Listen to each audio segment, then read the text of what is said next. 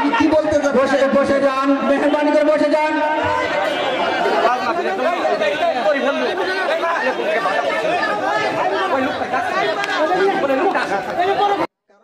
এদের মূল সমস্যাটা থাকবে আকীদায়। কিসের? আর একটু জোরে বলেন। আকীদা নষ্ট হওয়ার কারণে ওদের ইসলামটাই আল্লাহ গ্রহণ করেন নাই। আকীদায় সমস্যা থাকার কারণে ওরা এখনো মুসলমানই হতে পারে নাই। যদিও ওদের মুখে দাড়ি আছে, যদিও ওদের মাথায় টুপি আছে, যদিও ওদের গায়ে পাঞ্জাবি আছে, যদিও ওরা কোরআন পড়তে পারে, যদিও ওদের কপালে নামাজের দাগ আছে, যদিও ওরা হাদিস পড়তে পারে, যদিও ওদের কোরআন মুখস্থ আছে, যদিও ওদের হাদিস মুখস্থ আছে, কিন্তু ওরা ঈমানদারি হইতে পারে না। এই আকীদাটা ভেঙে যায়। ঈমান ভঙ্গের কিছু বড় বড় কারণ আছে। কি আছে? ঈমান ভঙ্গের কিছু কারণ আছে। এর মধ্যে 10টা কারণ হচ্ছে বড়। কয়টা কারণ? 10টা। এর মধ্যে 1 নম্বর কারণটা হচ্ছে শিরক। 1 নম্বর কারণটা কি? 1 নম্বর কারণটা কি? শিরক। এই শিরক যেই সমস্ত ব্যক্তিরা করবে, ওই সমস্ত ব্যক্তিদের আকীদা নষ্ট হয়ে যাবে। কি হয়ে যাবে? একটু জোরে বলেন, একটু জোরে বলেন। আকীদা কি হয়ে যাবে?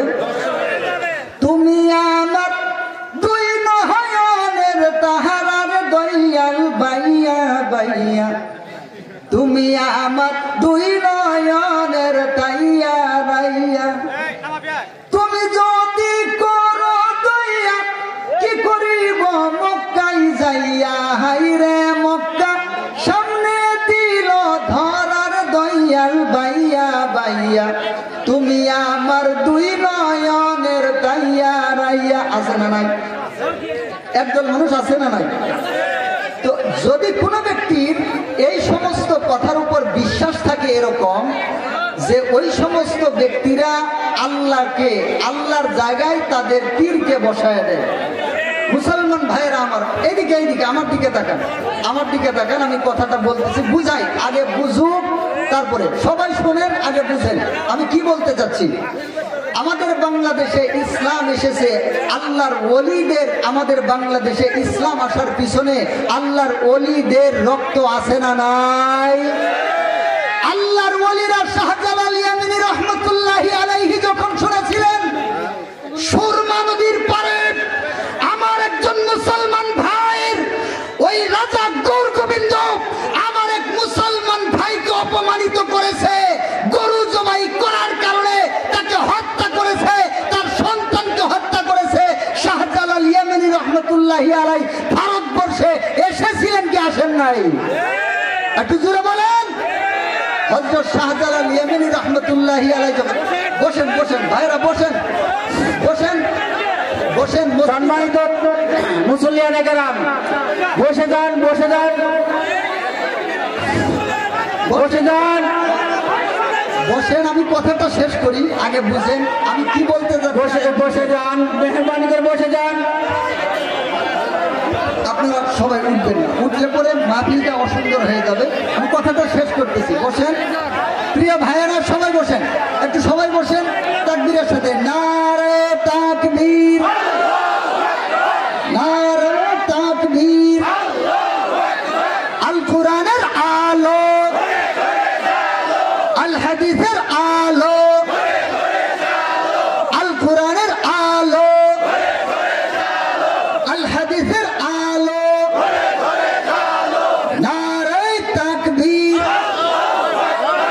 কথাটা বুঝেন। এই যে আজকে আমাদের মাথায় টুপি, এই যে আজকে আমরা মুসলমান, এই যে আজকে আপনাদের এলাকায় মাহফিল হয়, আল্লাহর ওলিদের, আল্লাহর হক্কানি ওলিদের দ্বারা ইসলাম আমাদের ভারতীয় এই উপমহাদেশের মধ্যে এসেছে, ঠিক কিনা? আল্লাহর ওলিদের মাধ্যমে এই ভারতীয় উপমহাদেশে ইসলামের চাষ হয়েছে, ঠিক কিনা? আজ পর্যন্ত বাংলাদেশের অনেক চোর, অনেক বাটপার, অনেক খারাপ মানুষ, অনেক ডাকাতেরা আল্লাহর হক্কানি ওলিদের কাছে গিয়ে আল্লাহর দ্বীন শিখতেছেন, ঠিক কিনা? তাদের মাধ্যমে আজকে সারা দুনিয়াতে আল্লাহর দ্বীনের ফেজা কায়েম হইতেছে, ঠিক কিনা? কিন্তু যেখানে ধান আছে সেখানে কিছু চুষা আছে। এই সমস্ত চুষা যেগুলা, ওই চুষাদের কাছে গেলে ঈমান পাওয়া যাবে আমি কথাটা বুঝাই আগে বুঝেন, তারপরে আপনি মন্তব্য করেন। আপনার কোনো কথা থাকলে আপনি বলবেন। এখানে আমি এসেছি আপনাদের সামনে কথা বলার জন্য। যদি আমার কোনো কথায় ভুল থাকে তাহলে আপনারা আমাকে প্রশ্ন করবেন, সমস্যা নাই। আমাদের এই যে আমার পরে যিনি আছেন মুস্তাকিম বিল্লাহ সিরাজি সাহেব হুজুর আছেন, প্রয়োজনে ওনার কাছে আপনারা লিখিতভাবে প্রশ্ন করবেন যে আগের বক্তা যে ওয়াজ করলো এর এই জায়গাটা ভুল আছে, কোরআনে এই আছে, হাদিসে এই আছে, অমুক জায়গায় ভুল আছে, বলা যাবে কি যাবে না? উলামায়ে কেরাম কি ঘাইরামি করে কখনো? উলামায়ে কেরামগণ আপনাদেরকে বুঝান, ঠিক কিনা? যদি আমাদের ভুল হয় আমরা মেনে নিতে সমস্যা, কিন্তু যদি না হয় আপনি বুঝেন আগে তারপরে মন্তব্য করেন। বুঝাইতে পারলাম কথাটা? তো বলতেছিলাম এই যে আমি একটা হাদিসের কথা বললাম, আপনাদেরকে বললাম মুসান্নাফ ইবনে আবি শাইবা কিতাবের নাম বলছি কি বলি নাই? আমার দিকে মনোযোগ দেন। যারা এই মাহফিলের দায়িত্বশীল আছেন ওনারা দেখতেছেন, সমস্যা নেই। যারা মাহফিলের দায়িত্বশীল আছেন ওনারা দেখতেছেন, আপনারা আমার দিকে মনোযোগ দেন। আমি হাদিসটা বলছি মুসান্নাফ ইবনে আবি শাইবা কিতাবের নাম বলছি কি বলছি না? যদি কারো সন্দেহ লাগে কিতাবটা খুলে দেখুক, আর যদি কারো সন্দেহ হয় কিতাবটা খুলে দেখুক আমার এই হাদিসটা, আমার এই বলা হাদিসটা ওই কিতাবে আছে না নাই। যদি না থাকে আমাকে ধরবে, তাহলে আমি অবশ্যই আপনারা যা বলবেন আমি মেনে নিব। সমস্যা আছে? সমস্যা আছে? কোনো সমস্যা নাই। আমি সাহাবীর নামও বলছি, হযরত আব্দুল্লাহ ইবনে আমর রাদিয়াল্লাহু তাআলা আনহু তিনি বর্ণনা করেছেন। তো আমি যেই কথাটা বলেছি দলিল দিয়ে বলছি কি বলি নাই? এরপরে আকিদাতুন নাসাফি, শরহে আকিদাতুন নাসাফি, এই কিতাবের 8 নম্বর পৃষ্ঠা 9 নম্বর লাইন। কিতাবের নাম বলছি, পৃষ্ঠার নাম বলছি, লাইনেরও নাম। আপনি দয়া করে কিতাবটা খুলেন। আপনি যদি না বুঝেন আপনার হুজুর আছে, হুজুরকে আপনি বলেন হুজুর এই যে আকিদাতুন নাসাফি নামক একটা কিতাব আছে নাকি, ওই কিতাবের 8 নম্বর পৃষ্ঠার 9 নম্বর লাইনে নাকি এই কথা আছে। যদি না থাকে আমাকে ধরেন, সমস্যা আছে? আর যদি থাকে তাহলে কথাটা শোনার দরকার আছে না নাই? যদি হাঙ্গামা তৈরি করা হয় তাহলে কোনোদিন সমাধান হবে? তাহলে কোনদিন বুঝে ধরবে? আমাদের বাংলাদেশের 2-4টা ভণ্ড যারা আছে এদের সংখ্যা বেশি না ইমানদারের সংখ্যা বেশি? আমরা ইমানদারেরা যদি ভণ্ডদের ধরি ওদের অস্তিত্ব থাকবে? থাকবে না। আমরা চাই না দ্বন্দ্ব, আমরা চাই না দ্বন্দ্ব। তুমি আমার ভাই, কথাটাকে বুঝার চেষ্টা করো। তুমি আমার ভাই, কথাটাকে শোনার চেষ্টা করো। তুমি আমার ভাই, কথাটাকে জানার চেষ্টা করো। আমরা যাতে করে আল্লাহ দ্বীনের পক্ষে, আল্লাহ দ্বীনের জন্য কথা শুনতে পারি।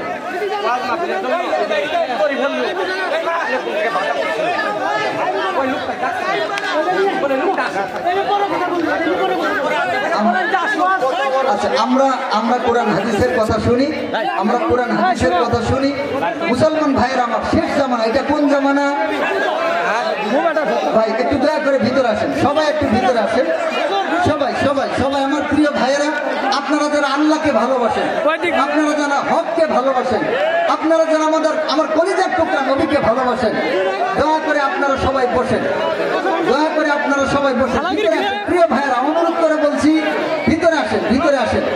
লা ইলাহা ইল্লাল্লাহ, লা ইলাহা ইল্লাল্লাহ, লা ইলাহা ইল্লাল্লাহ। যতই করো বাড়াবাড়ি মউত তোমায় ছাড়বে না। বলেন যতই করো বাড়াবাড়ি মউত তোমায় ছাড়বে নাইয়া। খুদার পুলিশ পিছে লাগা, খুদার পুলিশ পিছে লাগা, কখন যে নেই ধরিয়া। লা ইলাহা ইল্লাল্লাহ, লা ইলাহা ইল্লাল্লাহ। আসমানের মালিক যেই আল্লাহ, জমিনের মালিক সেই আল্লাহ। বলেন আসমানের মালিক,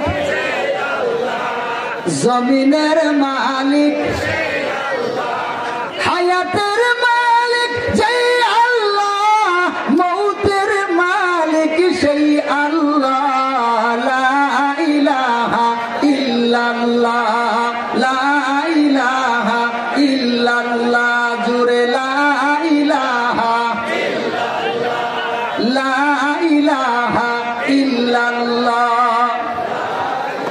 একটু আসেন, এইদিকে আসেন প্রিয় ভাইরা, গেট ছেড়ে এদিকে আসেন, গেট ছেড়ে এদিকে আসেন। লা ইলাহা ইল্লাল্লাহ, লা ইলাহা ইল্লাল্লাহু মুহাম্মাদুর রাসূলুল্লাহ। জবান খুলে বলেন সাল্লাল্লাহু আলাইহি ওয়াসাল্লাম। কমিটি যারা আছেন, মাহফিলের দায়িত্বশীল যারা আছেন, আপনারা সবাইকে থামান। বিশেষ করে মাহফিলের লোক যারা আছেন, যেহেতু আজকে আয়োজনটা আপনাদের, আপনারা শান্ত হন। আপনারা যদি গরম হন তাহলে পরিবেশটা নষ্ট হবে। হুজুর আসছেন, হুজুর আলোচনা করবেন। আপনারা নিজেরা আজকে গরম হবেন না, অবশ্যই না, যেহেতু আপনারা দাওয়াত দিচ্ছেন, আপনারা আজকে মেজবান। মেহমান যদি রাগ করে, মেজবানের রাগ করা যাবে না। আপনারা তো মেজবান, ঠিক কিনা? মেহমান রাগ করতে পারে, মেহমান রাগ করবে, এক সময় সে বুঝবে, আবার ঠিক হয়ে যাবে। আল্লাহর নবীকে খোলা তলোয়ার নিয়ে কাল্লাটা কাটার জন্য বের হয়েছিলেন কে? হযরত উমর রাদিয়াল্লাহু তাআলা আনহু। আল্লাহর নবীর কাল্লা কাটার জন্য। আচ্ছা, উমর রাদিয়াল্লাহু তাআলা আনহুর ঘটনাটা পরে বলি, আমার ঘটনাটা আগে বলি। আমার জন্মই হয়েছে ওই ঘরে। আমি হয়তো মায়ের পেট থেকে বের হয়ে, আপনারা ধর্না চিনেন না? ধর্নার উপরে ঢোল, তবলা, জারি, সুরেঙ্গি, একতারা নানান বাদ্য বাজনাগুলা দেখছি। যখন একটু বড় হয়েছি, হয়তো যখন ঘর থেকে বের হয়েছিলাম, বার্থডেক বলেন না আপনারা? বার্থডেকের মধ্যে একটা জিগনির গাছ, ওই জিগনির গাছের উপরে একটা বড় বাঁশ, ওই বাঁশের উপরে একটা আগালি, ওই আগালির উপরে 12 থেকে 15 হাত লম্বা একটা লাল নিশান ছিল। ওই লাল নিশানের উপরে একটা লাল বাতি ছিল। কয়েক এলাকা দূর থেকে দেখা যাইতো এটা অমুক খাজার বাড়ি। আমার জন্ম এই ঘরে। যখন একটু বড় হয়েছি, হাফ প্যান্ট পরি, তখন থেকেই গান গাইতাম। আল্লাহ তাআলা মাফ করেন, বুঝার জন্য বলতেছি। এই যে ঢোল আছে না, ঢোল, এই সবগুলার ধরনের বাজনা আমি নিজে বাজাইতে পারি। এশা থেকে ফজর পর্যন্ত নিজে ঢোল বাজাইতাম আর গান গাইতাম। আল্লাহ তাআলা আমাকে হেদায়েত দান করেছেন। সারা রাতে যদি এগুলা শুরু করি, সারা রাতেও শেষ হবে না। কামতত্ত্ব, প্রেম তত্ত্ব, হাকিকত তত্ত্ব, আল্লাহ তত্ত্ব, নবী তত্ত্ব, কোরআন তত্ত্ব, বীর্য তত্ত্ব, মানব তত্ত্ব, এরকম বহু তত্ত্ব আছে। বাপের চার, মায়ের চার, খুদার দিয়ে 10, 18 মুখের মাঝে কোন নামটি হক কেমন, কোন নূরে বুলাল এমন, কোন নূরে ফজরে ফেলেন বৌখা কেমন, মৌখা কেমন, রসুলিন রান্তিপতি রসুলিন, তোমায় করি সাধন, তোমায় করি ভক্তি, তুমি দিও চার যুগে কিয়ামতে মুক্তি। 540-এর ঘরে 36 তালা সাধন কর, 36 তালা সাধন করব, মিমসিনে বসতি কর। আদমের কালে রে খুদা মিমসিনে বসতি কর। আরে বেটা, উস্তাদ, আমি উস্তাদ। এগুলা নিয়ে মাস্টার্স ডিগ্রি করছি। তুমি কয় পাতা পড়ছো? সামনে বসলে না একটু বোঝা যাইতো। আজকে থেকে না, গত 20 বছর থেকে কথা বলি। কত? 20 বছর থেকে এলাকায় কথা বলি। এই মাইকে কথা বলি প্রায় 8 থেকে 9 বছর হয়ে গেল। আজ পর্যন্ত কোনো বাপের বেড়ারে সামনে পাইলাম না, ওই খালি ফুমফা ফুমফা। বুঝাইতে পারলাম তো? আপনারা আজকে এখানে মেজবান। আপনারা যদি রাগ করেন, এটা ঠিক হবে না। মেহমান রাগ করুক, সমস্যা নাই, মেহমান আবার বুঝতে পারে। এই যে মারেফত কয় না, মারেফত, এই যে যা আছে মারেফতের মধ্যে 90,000 কালাম, 30,000 জাহের, 60,000 গোপন আছে না নাই? হাই কোরআনের মর্ম জানা চাই, কয় হরফে কোরআন নাজিল হইল বিদির খাই, কোরআনের মর্ম জানা চাই। অমরের সব হরফে সারা সারা, আলিফ লামে কেন লাগলো জোড়া, আলিফ খালি বার নিচে নুকতা কেন পাই, কোরআনের মর্ম জানা চাই। কয় হরফে কোরআন নাজিল হইল বিদির খাই, কোরআনের মর্ম জানা চাই। ও মনরে 90,000 কালামেতে 60,000 গোপনে আছে, 30 প্রকাশেতে 60-এর খবর চাই, কোরআনের মর্ম জানা চাই। কয় হরফে কোরআন নাজিল হইল বিদির খাই, কোরআনের মর্ম জানা চাই। আছে না নাই? এগুলো আমি যদি শুরু করি, সারা রাত্রেও ঘুরাবো না। এগুলা নিয়ে মাস্টার্স ডিগ্রি করছি আমি ছোট্ট ছিলাম, পিচ্ছি। আলহামদুলিল্লাহ, আপনাদের দুয়ায়, মালিকের রহমতে আমি লেখাপড়ায় সব সময় 1 নম্বর থাকতাম। জীবনও কখনো 2 নম্বর থাকতাম না। ছোটবেলায় রাত্রিবেলা ওই যে ওদের একদল পাগলা পাগলি আছে না, যারা সাধারণ থেকে আরেকটু উপরে যায়, ওরা হয় পাগলা পাগলি। ওই যে ফানাফি সাহেব, ফানাফি রসুল, ফানাফিল্লা বাকাবিল্লা কয়। ওদের নামাজকে 3 ভাগ করছে। কয় ভাগ? ওয়াক্তিয়া, দায়মিয়া, কায়েমিয়া। কোরআনকে 3 ভাগ করছে। কয় ভাগ? কোরআনকে 3 ভাগ। আল কোরআন, দিল কোরআন, নুরি কোরআন।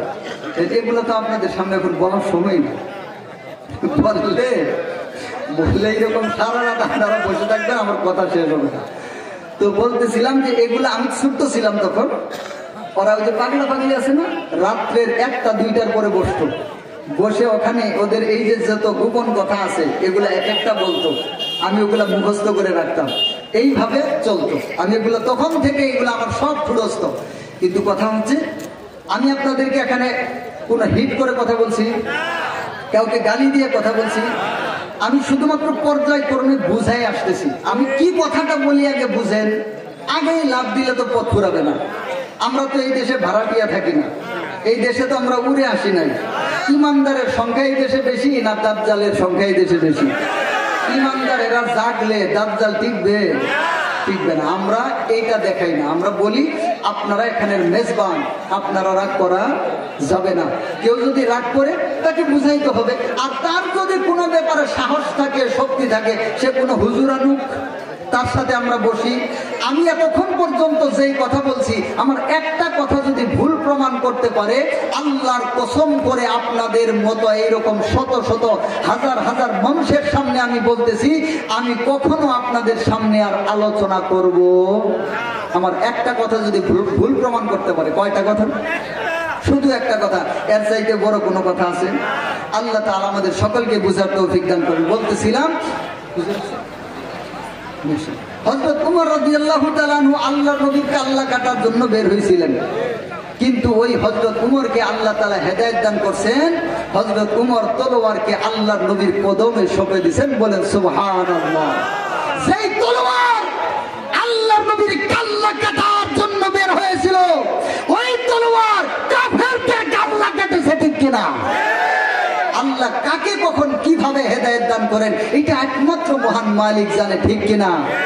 এই জন্য আমরা হিংসা হিংসি চাই না, আমরা ঝগড়াঝাটি চাই না, আমরা বুঝার চেষ্টা করি। যদি উলামায়ে কেরামরা তো বানায় আমাদের সামনে কথা বলেন না, উলামায়ে কেরামরা যা বলেন কোরআন হাদিস দিয়ে। আমি আজকে একটা কথা আন্দাজে বলছি, প্রত্যেকটা নম্বর দিয়ে পৃষ্ঠা দিয়ে বলছি, ঠিক কিনা?